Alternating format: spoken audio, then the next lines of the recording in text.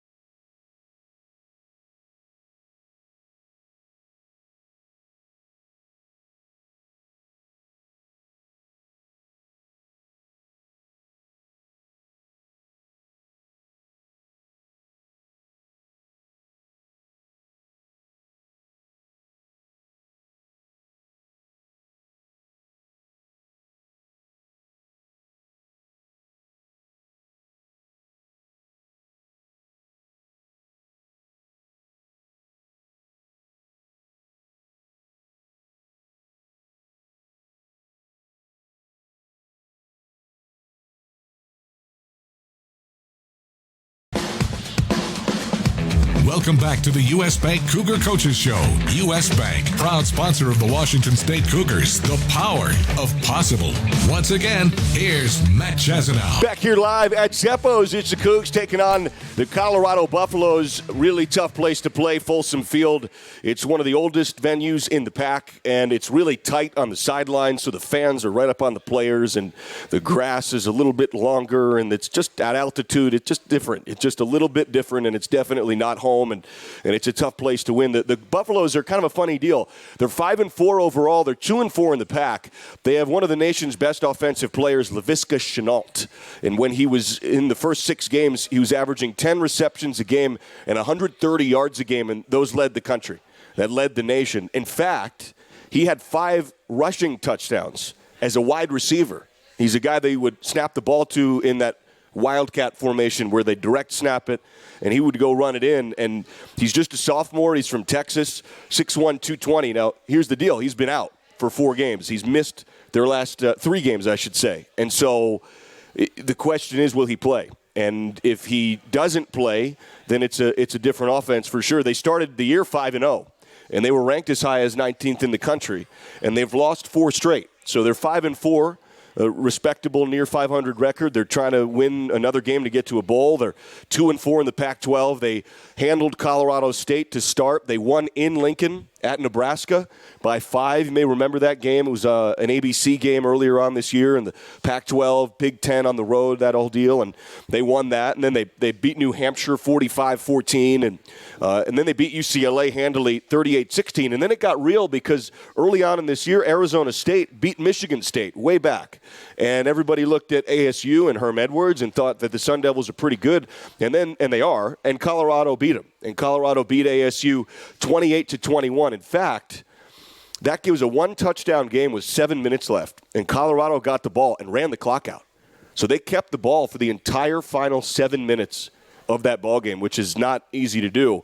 And then Shenault got hurt, and they've lost 4 straight. So they lost to USC by 9. They lost to Washington by a couple touchdowns. They had a very strange game against Oregon State. They were up 31-3 and lost. And that was all in the second half. That went to overtime, and that was in Boulder. In fact, Jake Luton, the Oregon State quarterback, had 300 second-half pass yards and won Pac-12 Offensive Player of the Week with one half of work. He came in out of halftime and threw for 300 yards and led this miraculous comeback, and that was in Boulder. So that's worth noting also. And you may have watched the game last week, a Friday night game against Arizona, as the next 2 opponents for the Cougs, if you're doing a little bit of scouting. And it was 42-34 in Tucson. Never an easy place to play, but Arizona got the win 42-34 over the Buffaloes. So that's the last 4 games that Colorado has played. So they lost those 4 straight. They're now 5-4.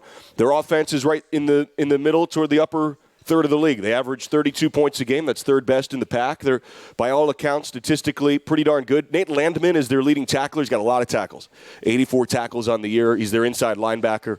In that regard, it's a little bit like Cal. Their linebackers get a lot of their tackles, and we'll talk to Coach Leach about all this in just a little bit. But, boy, 13-13 tie until that final touchdown to Aesop Winston, that right fade pattern. We've seen those guys go to that over and over again. If you were just listening to that Aesop Winston audio clip, you could hear him say how often they practice that. In fact, he told Jessamine after the game, right down there on the field, he told Jess he kind of knew where the ball was going to be even before the play was snapped. He knew step for step. He and Gardner have worked on that so much. In fact, I'll ask Coach Leach about that as he gets in here. He was talking to Gardner and talking to Jess about how they time that out and they know exactly the math and the distance of where he needs to be. And Coach Leach said that he thinks that Aesop is one of the best he's ever coached at getting underneath the football and knowing where it's going to be, which is super high praise for all the great wide receivers that Coach Leach has coached. We're going to take a break. We're going to come back. Coach Leach is en route. We're live here at Zeppo's. It's the Cougs taking on the Colorado Buffaloes. Coach will be here in just a moment here live at Zeppo's on the Washington State IMG Sports Network.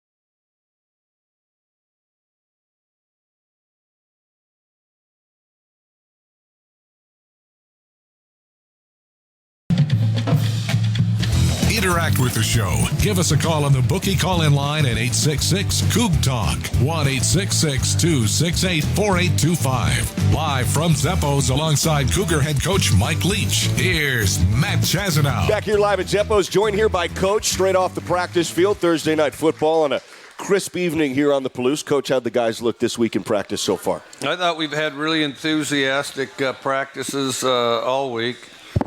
And, that's one thing that I've liked about this team is they come ready to work and they're highly motivated. And I thought we had a good week of practice. You had another fourth quarter comeback or another fourth quarter game-winning drive, 3 of them now this year. I heard you say in postgame that Aesop is one of the best at gauging where the football is. He seems to have a really good sense of going where he needs to go before the ball's even released. How does that work for a wide receiver? Why are some guys better at that than others? I don't know, but he's like a center fielder out there. Those guys you sit and watch on TV and they make it look boring.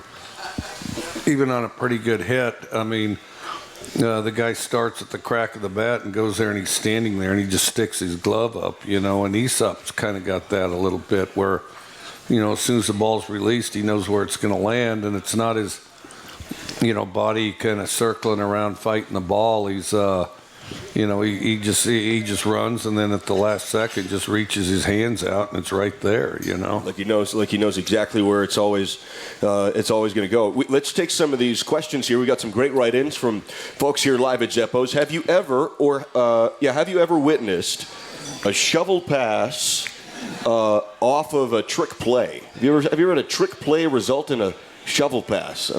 Which is just kind of a specific question of the shovel pass, I guess, in particular. I haven't run a lot of them. We did out of empty, hit Kyron Priester on it twice. Oh, yeah. Out of empty.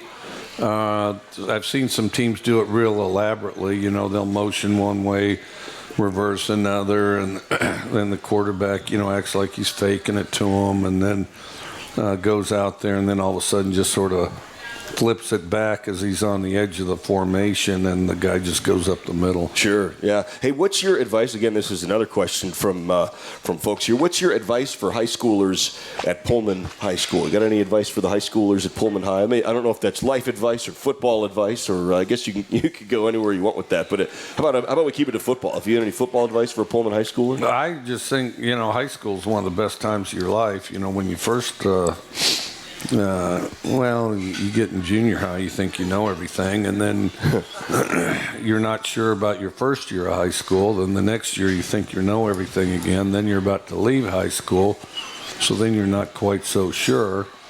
And then, but high school is a great time. Enjoy high school. I got a lot of stories that you certainly don't need to duplicate in high school. Stuff was different. Stuff was different back then. It wasn't parent-supervised prom activities, go to the gym and play games. There was none of that. It was, go to the cool parents' pasture out there, and, all hell broke loose out there. And, but I think things have improved, for the better that way, to be perfectly honest. And the biggest thing is enjoy high school. I think it's very tempting to be intimidated by your surroundings and the people around you and the cliques that exist in a high school. And I think that I think it's a huge mistake to be a person that just settles on high school, like high school's the end all, because high school's the start. So nothing ends at high school. That's where it starts.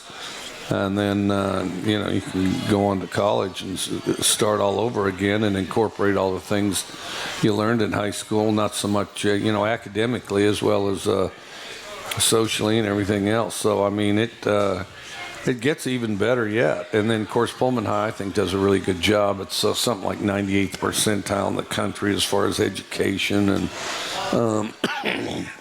because... it turns out that Farmers College professors and engineers have pretty clever kids. And so right there, the grading scale's pretty high. And then, So my kids all really enjoyed Pullman High, and my kids have all gone to a lot of high schools, and then our school systems, and they enjoyed Pullman the most. Well, that's great to hear. Go Greyhounds. Thanks very much for that question. This is another one from the crowd here. We're just going rapid fire for a little bit. Is there a place in the world that's that you've never visited that's on your bucket list? Yeah, Australia. Well, that's a fast answer. So you thought about that one? Yeah, I actually thought about. I was broke after law school, and so I thought, and I wasn't real quick to get back into school again. I did get back into school again quick because you could take out a student loan and pay, afford to live. And so I thought, well, but I want to travel. My oldest daughter, needed to support the wife and the daughter. So I'm thinking, well, how about if I go to Australia? I think, well, what am I going to do in Australia? How am I going to support myself in Australia? Then I said, well, how about if I immigrate to Australia? And actually did some paperwork. My idea wasn't to become Australian. The idea was I'd have the opportunity to go over there, check all those islands out, check out Australia, and, work for 2 years. And then, finally the consulate guy who did talk totally Australian, he says, mate, he says, we have our own attorneys over here. and so that ended the Australia deal. So then I went and got my master's at the United States Sports Academy, started coaching, and so it goes. So what's the deal with Australian punters? Why are there so many Australian punters? Do you know the answer? Well, they kick well, first of all, I think there's a good connection with the U.S. I mean, there's not a language barrier. I think they come back and forth. The other thing, the Australians, a number of them I've talked to, and I've ran into a bunch all over the world, and they have a thing called a walkabout, because I guess from being way isolated down there in Australia, they get out of school and then they'll travel for anywhere from 6 months to 2 years, and they just up and take off, and it's not quite like the U.S. in some places. Everybody likes the Australians, and so then they'll go work, and Key West, I'd run into some guy that's a bartender or a waiter or something, and hey, what are you doing? Well, I'm from Australia. I'm on my walkabout. Really? How long you been here? Oh, 2 months, but next month I'm going to California or somewhere, and then. And so they just kind of wander the world for a couple of years, which I really think's a heck of an idea, and I wish I'd done it. And they do all that before they get married and things, and so then, so I think it's a brilliant idea. And then, I don't know, but I've run into a bunch, and of course they have all kinds of stories on their travels and all the rest. Oh yeah, for sure. That's a great question. The Australia, I think I'd love to go to Australia. Who'd win this is a key question. The punters, though, back to the punters. Oh yeah. So I think they do these walkabouts, and I think they've seen a lot of places, got some exposure, got some phone numbers, got some friends, and then they kick balls all over the place over there, whether not just soccer and rugby, but Australian rules football. They're kicking balls all the time. Do you know about Australia? I don't know about Australian rules football. I bet a lot of folks don't hear. I don't know the rules. I don't know the rules, but I know they're kicking stuff all the time. Oh yeah, and that ball's just flying. Well, and you pass it with your feet, and it kind of looks like a foot, sort of rugby-ish, and then they kick it and pass it, and it looks. I don't know. Looks something like you can take so many steps, and you got to kick it, and you can catch it, take some more steps, and then bomb the thing. And if I recall, and I could be wrong, I could be entirely wrong. I don't know the first thing about Australian football, but isn't it four-sided? Isn't there kind of something like that? Yeah. Well, when you look at it, it's definitely not just a rectangle. It doesn't look like a rectangle to me. It looks like a mess. I don't know what's going on, but it's not like a circle either. But there's a lot going on. It's kind of a cool free-for-all if you didn't have to kick all the time. Yeah. And so, because I kick about like a typical American when I was that age, How about, who doesn't is Dragicevic. He's been really good this year. Yeah, he'd be good Australian rules, and plus he's kind of a mean kid a little bit. Is he? Is Oscar got a little bit of an edge? He's confident. Yeah. Oscar's confident. Sure. Jack Crane's had a good boot. He's had a bunch of touchbacks of late, and 27 on the year. He had that 1 6-for-6 game. He ate his Wheaties that game and was kicking it out of the back of the end zone. He'd be a good one too, lefty. Maybe a little switch there. I was going to say this is a key question here from the crowd. I think really everybody wants to know who'd win in a real life fight between a Cougar and a Buffalo. Oh, well, a Cougar. Oh, that's a fast answer. Buffaloes are huge, though. No, man, I'll tell you what. Well, the funny thing, I've gotten a lot of questions since this stuff came up. And, because when I was growing up there, you'd see buffalo, a lot. And when in Sheridan, Wyoming, they had a little buffalo range there right by the city park. And, you'd drive by, there'd be the buffalo sitting there. And then, of course, in Cody, Wyoming, anytime you went to Yellowstone, and that was a slam dunk, automatic, you'd see buffalo. That's cool. And then I discover in a lot of circles there's a notion that Ralphie is actually a big buffalo, and it's a young female buffalo, and people don't, and so then it quickly became, because still the handler's shoulders are over the top of Ralphie's back. And now that's not the case with like one of those full-size guys. I mean, those things range between 6 and 7 feet high, and it's all just shoulders and back. They make great DNs, linebackers, fullbacks, that type of thing. Are they really 7 feet high? Is that? Oh, it's just crazy. I mean, somebody here can Google it up, American bison, and it'll tell you all about it. And but I was around, I'd see them all the time, and they're not these. Crazy Horse wasn't chasing Ralphie. Crazy Horse was chasing the big variety. You know? So a cougar comes at the side and just takes it out. Is that? No, he'd find a way. Yeah, just get right after it. Hopefully, it wouldn't take till the fourth quarter. But. Right. It's a first quarter deal. Download the all-new WSU Cougar Game Day app presented by Gus Johnson Ford today. Enjoy exclusive content, maps up to the minute news, live audio, game day offers, and more. Available in the App Store and Google Play. Download today. Take a break. Come back here live at Zeppo's, talking everything with Coach Leach as always in the Washington State IMG Sports Network.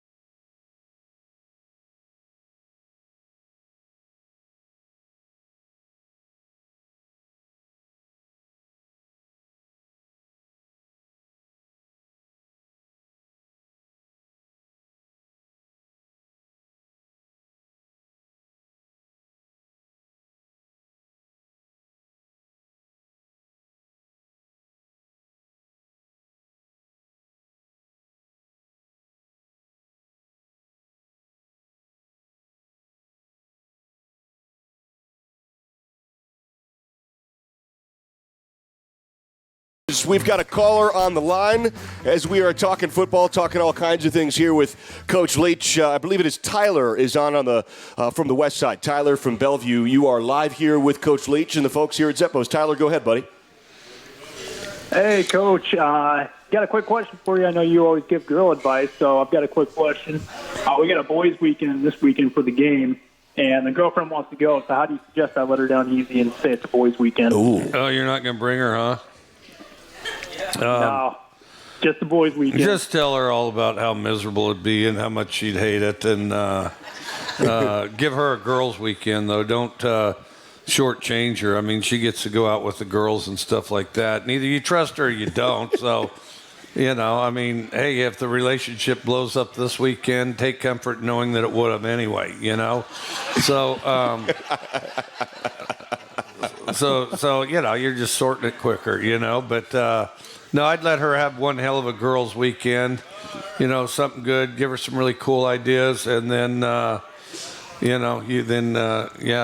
then get out there and support the Cougs. But, if she's not a Coug fan, you got to get her quickly indoctrinated. Oh, no, she's all Coug. All right, Tyler, good luck, buddy. Thanks for the call. It's a great question. I think we might be doing this wrong. This should be more like a dating show, I think. Right? I think what you got there? Okay, so American Bison, 6.6 height. Length of the body is about 11 and a half feet. That's How amazing. About that? That's an 11 foot, 7 foot high, 11 plus foot long beast. How heavy? Does it say how heavy they are? 12. Let's see. Yeah, it does actually. Like a car. Oh, no, it's bigger. 22. They can get up to 2,200 pounds. That's incredible. That's unbelievable. That is a big. There's no way Ralphie's that big. No, Ralphie's not that big, trust me. No, and that was an emphatic. Jerry Kylo fan club's here, as always, in full effect. That got an emphatic no from Jerry. There's been a lot of mustache talk, and I obviously have been engaged in such discussion. Jerry hasn't taken the beard off in 30, 40 years. He told me. He said he hasn't shaved. That is a 40-year deal right there. He does a great job, as always, getting us on the air. That is phenomenal. That's because he's like one of the spokesmen of our generation. Right. I mean, he saw the Gardner Minshew stuff coming, a long time ago. Didn't know when it'd be, for sure. He was ready. He was ready. Yeah. That's awesome. Hey, for the world's most refreshing beer, 21 means 21. Celebrate responsibly with Coors Light, Coors Brewing Company, Golden, Colorado. Tyler, thank you for your call. Mark from Riverside got a question here on Twitter for you, Coach. I think this is a John Gruden thing, if I'm not mistaken. I saw him say this, but do you now, or have you ever had a player or other staff member, anybody who hates flying, which would be, obviously an issue? If so, how do you handle that? And do you have any good stories regarding team charter and anything like that? Anybody averse to flying? Yeah, I had a couple. John Madden always hated to fly. Oh, right. That's right. That's how they evolved to the Madden Cruiser. And then, and he did it while he coached. In the books I read, it say he did it while he coached. He flew or drove? He flew, but he did not like it at all. And then he got to where when he started broadcasting, he said, hey, I've done my thing. I'm not getting on any more of these planes. I hate planes, and I'm not going to get on there. And so then he started taking the train, and all over the country to his broadcast, he's taking trains all over the place. And then the marketing thing or whatever they came up with, they outfitted him with a really cool Madden Cruiser. Yeah. And then there was a Mexican restaurant down there in Van Horn, Texas. And there's nothing really near Van Horn. Like as you come out of Carlsbad Caverns in New Mexico and you go across the desert, there's Van Horn, Texas. And and then, and if you go way further south of that, you can hit the Big Bend and some stuff. But in Van Horn, there was a place called Chewy's. And that was, John Madden would always stop there, and he loved Chewy's. And got to know Chewy and was friends with Chewy. And I went there one time, and of course he knew I coached at Tech, talked all about football, talked about John Madden, and they had a screen set up, and they said what he ordered, and I can't remember what it was. And they had a chair all set up for him that he'd sit there and he'd watch games and hang out there and eat at Chewy's. But he had spots all across the country. That's what, that's what would be fantastic, is if he did a book on all the restaurants and places that he stayed and checked out that he liked as he traveled across the country. Because Chewy's was really good, for example. And then you just immediately become curious, where does he eat in Atlanta, or where does he eat in Iowa, or whatever, You know who else is the road warrior is who we have live on the line right now, Jess McIntyre, who's that part of the show. We always have Jess on now, like 30 minutes in. She likes to give a buzz in, check in with you, Coach, and take it out. She's been on the road quite a bit. She has spots all over the place. Don't you, Jess? You've got all the hot spots in each of these Pac-12 towns. Oh, yeah, exactly. And I guess I thought I was calling the coach's show, but I just found out that this is a dating show. It is. Yeah, we've switched it. So I have a question. Well, we have some guys here for you. You come down here, everybody wants to. Everybody, they've been asking about you. When are we going to get Jessman down here? And so. So, bachelor number one, if you were going to take me on a date, Oh. no, I am curious. So, let's say I went on a date with bachelor number one, and this hypothetically happened. It might have really happened or maybe not. Ordered a LaCroix on a date. Now, that's a fancy fruit-flavored seltzer water, and had a serious problem when they did not have this specific seltzer water, which could just be called seltzer water. How would I handle that situation? Oh no, that's a no-go. And the thing is that's a no-go. Now you got to terminate that immediately. Now, as a guy, if something like that happens, I mean, we're stuck and have to be a little more creative. In your case, you're in a fabulous position. Because you do what women always do. You just go to the bathroom and you don't come back. And even grab a friend. Do the thing where you kind of hold hands as you go, kind of little girl talk, and then one comes back, the other one doesn't. Oh, that's so good. Jess, you've got an easy out on it, though. I mean, and that's one that I'm very jealous of, to be perfectly honest. Jess, thank you for calling into the dating show here at Zeppos. We appreciate it. We've got CJ on the line. Jess, we'll see you in Boulder. We'll see you tomorrow in Boulder. Isn't that right? Dropped it. Oh, she's gone. She's all gone. Okay, we'll go right to CJ. We got CJ in Spokane. CJ is live on the line here, live at Zeppos with Coach. CJ, go ahead, buddy. I want to ask a football question, but at this point I feel ruined. I feel like I have to come at this football question with some sort of a dating angle. So I guess I'll put it this way. If Gardner Minshew was dating the Heisman voters or courting the Heisman voters, what sort of a performance would he have to put out there in order to guarantee himself, say, being king of the prom on December the 4th, I think is the date, or maybe it's the 7th. I haven't ruled out that some What of do you these. think, Coach Leach? I haven't ruled out that some of these guys haven't done that before, because there's been some befuddling choices. But the biggest thing, he just needs to keep doing what he's doing. He's got to, I view them as team awards. I think a lot of times the media wants to just try to figure out a way to award it to whoever's the best player on the team that wins the national championship. Trouble is that ceremony happens before. So I think they've kind of commingled their philosophies on that.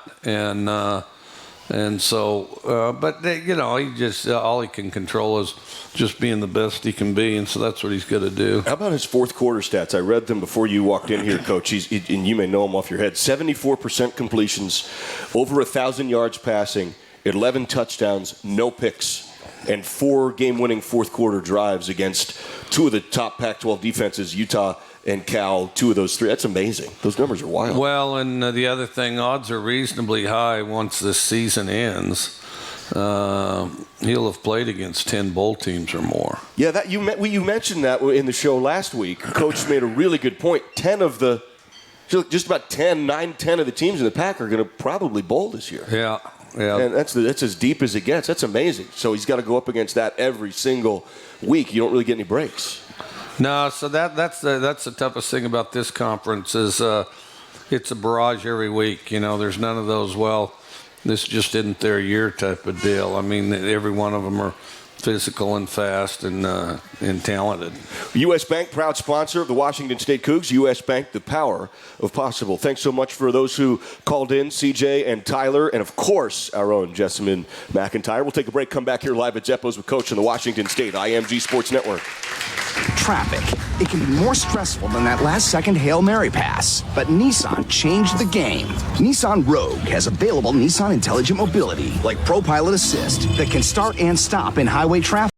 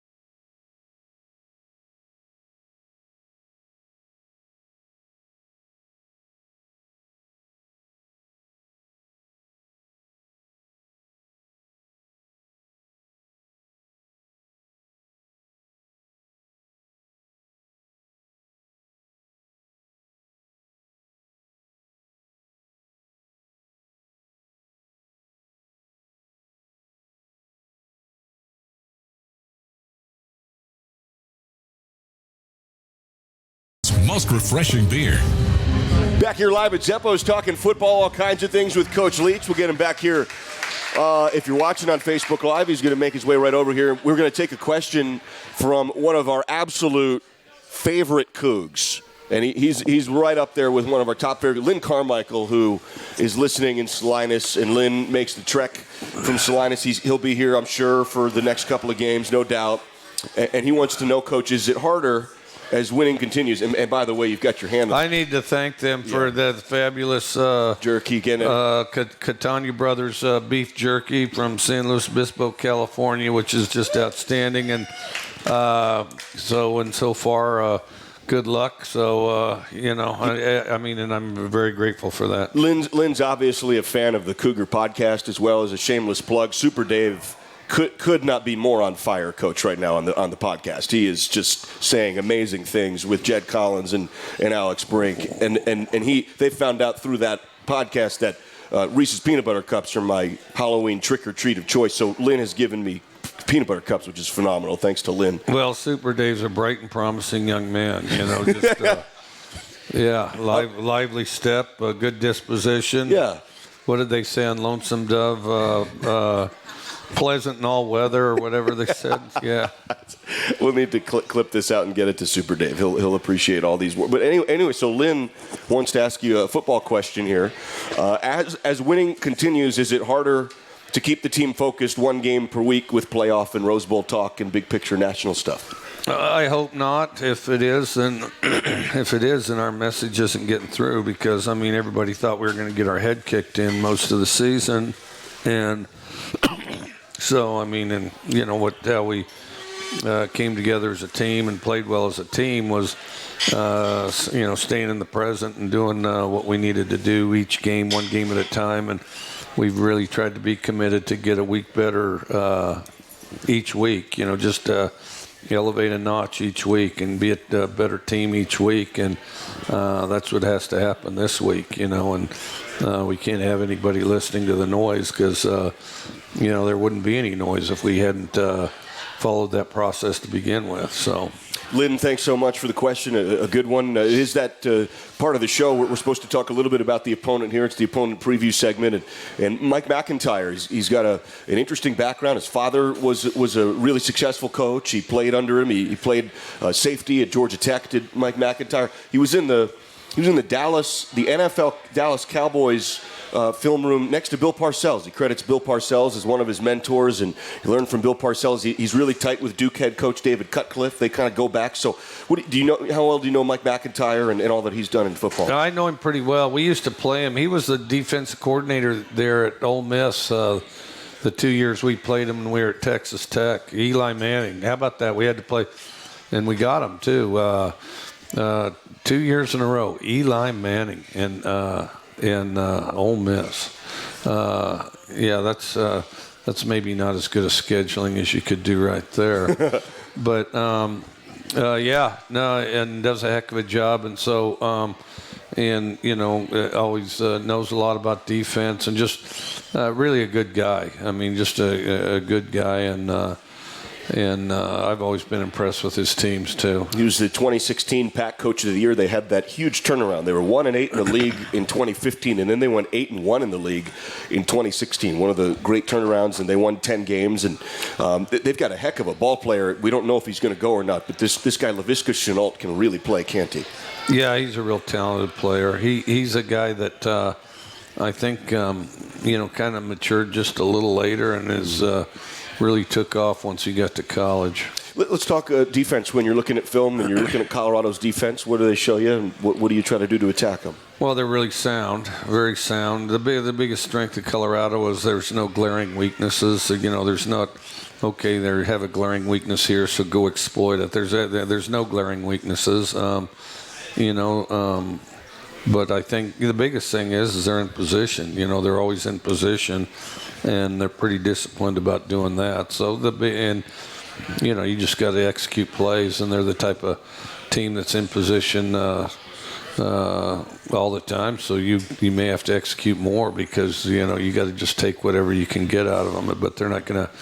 It's hard to get big plays out of them. That's the opponent preview there for Colorado. Much thanks to the questions on Twitter. We'll keep taking them. We got a couple of more segments. For the world's most refreshing beer, 21 means 21. Celebrate responsibly with Coors Light, Coors Brewing Company, Golden, Colorado. Take a break. Be back here live at Zeppo's in just a moment.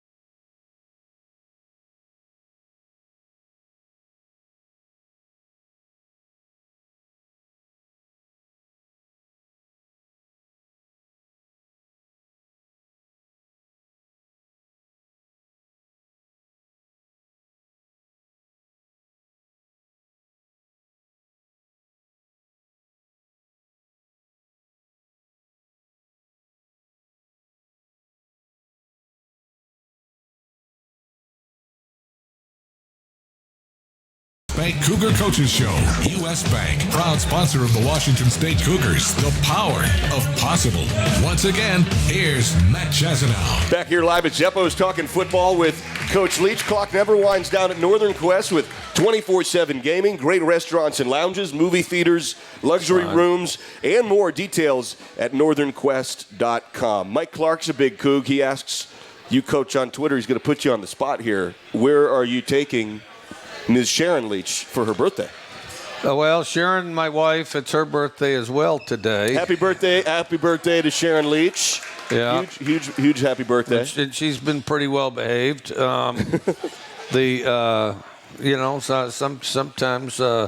Sometimes can be a little controlling, but generally well behaved.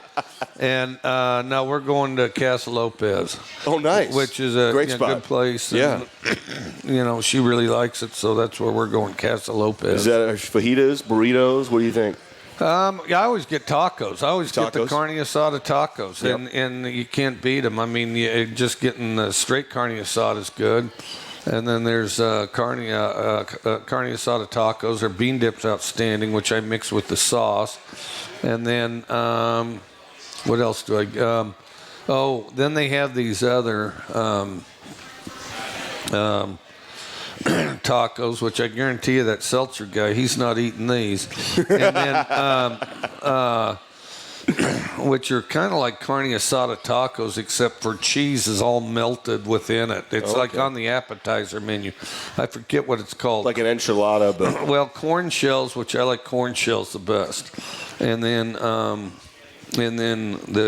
steak and whatnot's in there with a couple kinds of cheese mixed in there and just all pasted together in there. And it's really good. Oh, that's awesome. Well, that'll be fun. Happy birthday to Sharon. Corey Edwards asks, folks love this question, and I know the answer for your top one already, but they ask this all the time. If all the mascots in the NCAA were high school athletes you were trying to recruit, what mascots would get in-home visits? And I can tell you right now, the Pitt State Gorilla is way up there. Oh, the Pitt State Gorillas would get a visit. We'd want them on the team with the Coug. Coug would be playing quarterback. Right.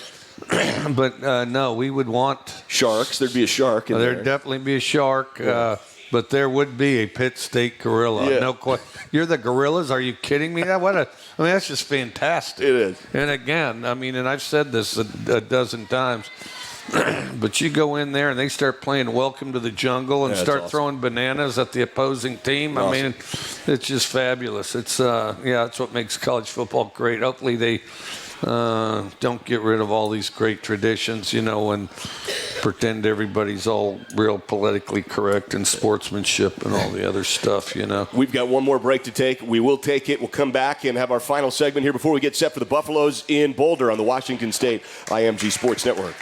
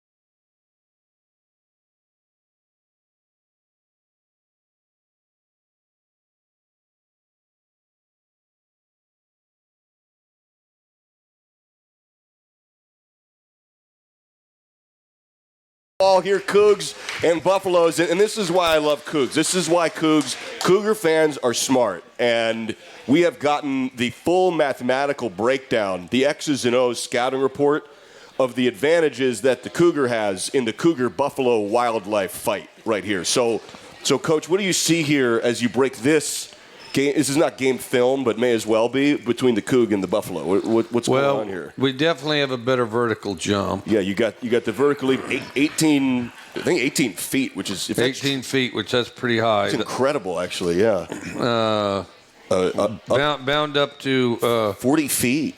40 feet running, and then we can run a lot of miles, and then at 10 miles an hour. So your cruising speed's 10 miles an hour. Yeah, and I guess can get up to 50 mile an hour. So we better get as many of the 50 mile an hour variety as we can. That's like a Jalen Thompson. Like you're going to hit 50. Yeah, he'd be a 50 mile an hour guy. Yeah, and then. And so you need as many of those as you can, and you don't want to get caught in tight spaces with them. No, those are the stats in the American mountain lion. I love it. That's great research from one of the fine folks here at Zeppo's. So we've just got a little bit left here. You're going up against the folks in Boulder. We asked you against Wyoming. We're talking about it in the break. I got to ask you because it's part of the story, and they make sure you know it. Altitude. Cougs already did this against the guys in Wyoming. That was number 1 in altitude. This is number 3 in college football altitude. Is there more beet juice this week? Is that a thing again? They are actually doing beet juice again. They're doing beet juice. Maybe they do it every week. I'm not sure. Just because. Yeah. And then they might do it every week. And then the other thing is, but I mean, as high as Colorado is, which it's kind of high. Yeah. It's not quite, but almost twice as high in Laramie. So yeah, it's way up. I think it's about 2,500 feet higher than Pullman, which is actually in and of itself about a half mile up, give or take. So and so we're halfway there our own selves. So we'll just do a couple extra laps and take deeper breaths. Yeah, we're right there. Hey, huge thanks, as always, to Jerry Kylo, Dom Catronio back in the U.S. Bank Network studios. Jared Prengruber's over there in the dark corner there. He's doing a great job doing some of our video work. Coach, thank you so much for the time. Good luck against the Buffaloes. All right, well, thank you. All right, that's Coach Leach. Thanks to everybody who shows up, as always. It's so great to see you this week. We'll be back live. Let's see, it's a 10:30 airtime. Derek Dice and Jed Collins. It'll be Derek and Jed pregame, and those guys will be live from Seattle and Spokane, and then we'll have Alex and Jess and everybody in Boulder. Thanks so much. Go Cougs.